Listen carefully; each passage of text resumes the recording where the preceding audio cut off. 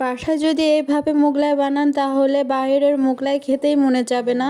আর খুব তাড়াতাড়ি ঝটপট মোগলাই বানিয়ে ফেলা যাবে আর খেতেও হবে রেস্টুরেন্টের থেকে বেশি মজার। সো হ্যালো এভরিওয়ান, আসসালামু আলাইকুম, welcome back to my channel. চলুন তাহলে এরকম মজাদার একটি রেসিপি শিখে নেওয়া যাক। সেজন্য আমি সর্বপ্রথম মিক্সি বলে 2 কাপ পরিমাণ ময়দা নিয়েছি। আপনারা এটা আটা দিয়েও বানাতে পারেন, তবে ময়দা দিয়ে বানালে কিন্তু বেশি ভালো হবে। আর এখানে দিয়ে দিচ্ছি হাফ চামচ পরিমাণ লবণ, আর দিয়ে দিচ্ছি 4 টেবিল চামচ পরিমাণ রান্নার রেগুলার সয়াবিন তেল। আপনারা কিন্তু বেশি কিংবা কম বানাতে পারেন, সেক্ষেত্রে উপকরণগুলো বেশি কম লাগবে। এখন একটি হ্যান্ড উইক্সের মাধ্যমে ভালোভাবে মিশিয়ে নিচ্ছি। আপনারা চাইলে এখানে কিন্তু হাতের মাধ্যমে তেল ও লবণটা ময়দার সাথে ভালোভাবে মিশিয়ে নিতে পারেন। দেখেন আমার একদম পারফেক্টলি হয়ে গিয়েছে। এ পর্যায়ে এখানে আমি দিয়ে দিচ্ছি পানি, আর এখানে কিন্তু অবশ্যই নর্মাল ট্যাপের পানি দিতে হবে। এখানে কিন্তু পানিটা একবারে দিতে যাবেন না, তাহলে কিন্তু বেশি হয়ে যেতে পারে। আর আমি এখানে পানির পরিমাণটা বলছি না, কারণ পানিটা আপনাদের কম বেশি লাগতে পারে, সেজন্য অবশ্যই অল্প অল্প করে দিয়ে ভালোভাবে মিশিয়ে নিতে হবে। আমরা সাধারণত রুটি বানানোর সময় যেরকম খামির বানিয়ে নিয়ে থাকি, ঠিক ওরকমই খামির বানিয়ে নিতে হবে। দেখতেই পাচ্ছেন আমার ভালোভাবে মুথে নেওয়া হয়ে গিয়েছে। এখন আমি আপনাদের দেখিয়ে দিচ্ছি ঠিক এরকম হবে। এখন একটা ভেজা ন্যাংড়ানো টিস্যু দিয়ে আমি ঢেকে রাখছি। আপনারা চাইলে এখানে সুতি কাপড়ও ভিজে চিপড়িয়ে ঢেকে রাখতে পারেন। আমি এখন এটা সাইডে রেখে দিচ্ছি। এখন এখানে একটি মিক্সি বল নিয়েছি, এখানে দিয়ে দিচ্ছি 1 কাপ পরিমাণ পেঁয়াজ কুচি। পেঁয়াজটা আমি ভালোভাবে কুচি করে কেটে নিয়েছি। এখন এখানে দিয়ে দিচ্ছি 2 টেবিল চামচ পরিমাণ ধনিয়া পাতা। ধনিয়া পাতাটা আপনারা নাও দিতে পারেন, স্কিপ করতে পারেন।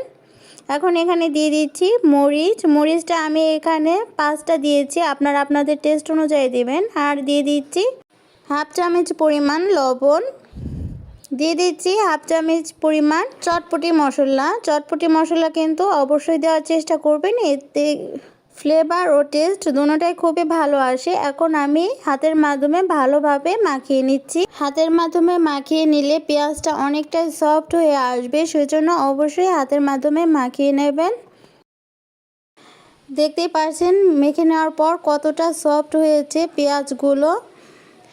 এ পর্যায়ে আমি এখানে দিয়ে দিচ্ছি 2টো ডিম। ডিমটা আপনারা কমিয়ে কিংবা বাড়িয়েও দিতে পারেন, কোনো সমস্যা নেই, আপনাদের পছন্দ অনুযায়ী দেবেন। এখন একটি কাঁটা চামচ নিয়েছি, এখন এই কাঁটা চামচের মাধ্যমে আমি ডিমটাকে ভালোভাবে মিশিয়ে নিচ্ছি।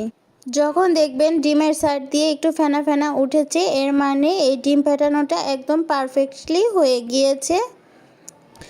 দেখতেই পাচ্ছেন আমার ডিম ফেটানোটা প্রায় হয়ে গিয়েছে, ঠিক এরকম হবে। এখন এটা আমি সাইডে রেখে দিচ্ছি। আর এদিক দিয়েও ময়দাটাও একদম পারফেক্টলি সেট হয়ে গিয়েছে। আমি আপনাদেরকে একটু মেখে দেখাচ্ছি যে কতটা সফট হয়েছে। দেখতে পাচ্ছেন কতটা সফট হয়েছে। এই পর্যায়ে আমি আরও কিছুটা সময় নিয়ে ভালোভাবে মুথে নিচ্ছি। পারফেক্টলি ভালোভাবে মথে নেওয়া হয়ে গিয়েছে। এ পর্যায়ে আমি এখান থেকে লিচি কেটে নিচ্ছি। আমি এখান থেকে মোট 3টা লিচি কেটেছি। আপনারা আপনাদের পছন্দ অনুযায়ী লিচি কাটতে পারেন, এর থেকে ছোটও করতে পারেন। এর থেকে ছোট করে আপনারা মোগলাইগুলো একটু ছোট ছোট করেও বানাতে পারেন, আর এর থেকে বেশি বড় করেও বানাতে পারেন, কোনো সমস্যা নেই। এখন আমি ঝুলা দিয়ে নিচ্ছি। এভাবে ঝুলা দিলে কিন্তু রুটি বেলা অনেক সুন্দর হয়ে থাকে। একে একে আমি সবগুলো ঝুলা দিয়ে নিচ্ছি। এখন এই ঝোলাগুলোকে একটি ভেজা ন্যাংড়ানো কাপড় দিয়ে ঢেকে রাখছি। যারা মোগলাই বানাতে পারেন না, এটা যদি ফলো করেন তারাও এই মোগলাইটা বানিয়ে নিতে পারবেন অনায়াসে, কোনো সমস্যা হবে না। এখন একটি ঝোলা আমি বোর্ডে নিয়ে নিয়েছি, একটু চাপ দিয়ে একটু ময়দা ছিটিয়ে নিচ্ছি। যারা আমার ভিডিওটি দেখতে দেখতে একটি লাইক দেওয়ার কথা ভুলে গিয়েছেন, প্লিজ একটি লাইক দিয়ে দিবেন, এতে আমার পরবর্তী ভিডিও ছাড়তে আগ্রহ বাড়বে। এখন আমি সাধারণত যেভাবে রুটি বানিয়ে থাকি ঠিক ওভাবেই বানাবো। এটা কিন্তু বেশি পাতলাও হবে না, আবার বেশি মোটাও হবে না। আমরা সাধারণত রুটি যেরকম পরিমাণে বানিয়ে থাকি ঠিক ওরকম পরিমাণে বানিয়ে নেব। এভাবে বানিয়ে বাচ্চাদের দিলে কিন্তু বাচ্চারা খুবই খুশি হয়ে খাবে আর বারবার বানাতে আবদার করবে। দেখতে পাচ্ছেন ঠিক এরকম হবে। আমি আপনাদেরকে দেখিয়ে দিচ্ছি, দেখেন ঠিক এরকম হবে। এদিকে আমি ডিমের মিশ্রণটাকে আর একটু ভালোভাবে গুলিয়ে নিচ্ছি। এখন এখান থেকে আমি 4 টেবিল চামচ পরিমাণ ডিমের মিশ্রণ দিয়ে দিচ্ছি। আপনারা চাইলে ডিমের মিশ্রণটাকেও কমিয়ে বাড়িয়ে দিতে পারেন, কোনো সমস্যা নেই, এটা আপনাদের পছন্দ অনুযায়ী দেবেন। এখন চামচের মাধ্যমে একটু ছড়িয়ে নিচ্ছি। এটা কিন্তু পুরাটুকু ছড়ানো যাবে না, ভাঁজ করার জন্য কিছুটা পরিমাণ জায়গা রাখতে হবে। দেখতে পাচ্ছেন আমি ভালোভাবে ছড়িয়ে দিয়েছি। আর হ্যাঁ, আমার নিত্য নতুন সহজ সহজ রেসিপি পেতে চাইলে অবশ্যই সাবস্ক্রাইব করে পাশে থাকার বেল বাটনে ক্লিক করে রাখবেন। এতে আমার ভিডিও ছাড়ার সাথে সাথে আপনাদের কাছে নোটিফিকেশন চলে যাবে। এখন আমি এক দিক থেকে আরেক দিক দিয়ে নিচ্ছি, আপনারা একটু দেখে বুঝে নেন। এখন এখানে আমি কিছুটা পরিমাণ ডিমের মিশ্রণ লাগিয়ে নেব, এতে মোগলাইটা ভাজার সময় কিন্তু খুলে যাবে না, সেজন্য আমি এখানে কিছুটা পরিমাণ ডিমের মিশ্রণ লাগিয়ে নিচ্ছি। দেখতে পাচ্ছেন, এখন একটু বুঝে নেন, ভাঁজ দেওয়াটা খুবই সহজ। আর আমি একটু প্রেস করে নিচ্ছি। আর এখান দিয়েও আমি ডিমের মিশ্রণটাকে লাগিয়ে দিচ্ছি। ডিমের মিশ্রণটা লাগিয়ে আমি আর একটু ভাঁজ দিয়ে নিচ্ছি। আপনারা কিন্তু চাইলে এর থেকে বড় করেও বানিয়ে নিতে পারেন, তো আমি একটু ছোট করে বানিয়েছি, এর থেকে ছোট করেও আপনারা বানিয়ে নিতে পারেন। দেখতে পাচ্ছেন হয়ে গিয়েছে। এখন আমি এটি একদম সাবধানে উঠাবো, উঠিয়ে সাথে সাথে আমি তেলের ভিতরে দিয়ে দিচ্ছি। যে সাইডটা ভাঁজ করেছি সে সাইডটা অবশ্যই নিচের দিকে দিতে হবে, তাহলে মোগলাইগুলো কোনোভাবেই খুলে যাওয়ার সম্ভাবনা থাকবে না। আর অবশ্যই তেলটা ভালোভাবে গরম করে চুলার আঁচটা মিডিয়াম টু লোতে রেখে মোগলাইটা ছেড়ে দিতে হবে। চুলার আঁচটা হাইতে করে কিন্তু ভাজা যাবে না, তাহলে কিন্তু খুবই তাড়াতাড়ি কালার চলে আসবে আর ভিতরটা কাঁচাই রয়ে যাবে। সেজন্য মিডিয়াম টু লো ফ্লেমে রেখে ভেজে নিতে হবে। যখন এক সাইডটা একটু ভেজে নেওয়া হয়ে যাবে সে পর্যায়ে আমি উল্টে দিচ্ছি।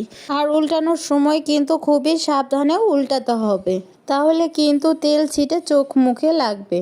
দেখতে পাচ্ছেন কতটা সুন্দর হয়েছে আর কি সুন্দরভাবে ফুলেছে, খেতেও কিন্তু অসম্ভব মজার হয়েছিল। এখন এই মোগলাইটাকে আমি উল্টে পাল্টে একটি কালার আসা পর্যন্ত ভেজে নিচ্ছি। এখন অনেক সুন্দর একটা কালার চলে এসেছে, এ পর্যায়ে আমি এই মোগলাইটাকে উঠিয়ে নেব।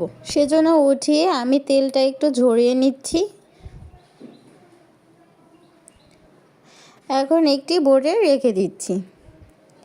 একে একে আমি সবগুলো মোগলাই বানিয়ে ফেলেছি। আমি এখানে কিন্তু 3টা মোগলাই বানিয়েছিলাম, তবে আমার মেয়েরা একটা খেয়ে ফেলেছে, মানে ওদের কাছে খুবই পছন্দ হয়েছে।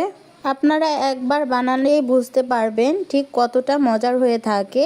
আর চটপটি মশলা দেওয়ার কারণে অন্যরকম একটি টেস্ট এসে থাকে আর খেতেও হয় দুর্দান্ত মজার। এখন আমি মোগলাইগুলোকে কেটে নিচ্ছি।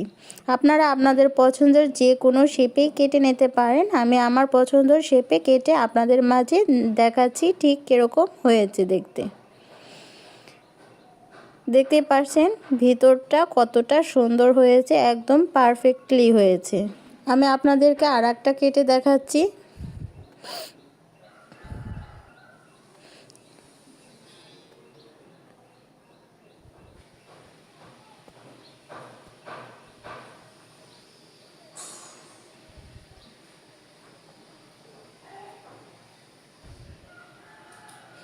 দেখতে পাচ্ছেন ভিতরটা কতটা সুন্দর হয়েছে।